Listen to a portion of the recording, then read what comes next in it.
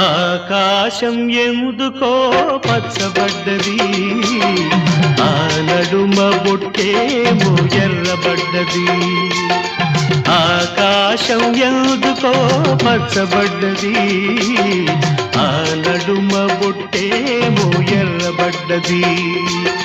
వీచే గాలుల తాకిడి, సాగే గువ్వల అలజడి, రమ్మని పిలిచే పైబడి.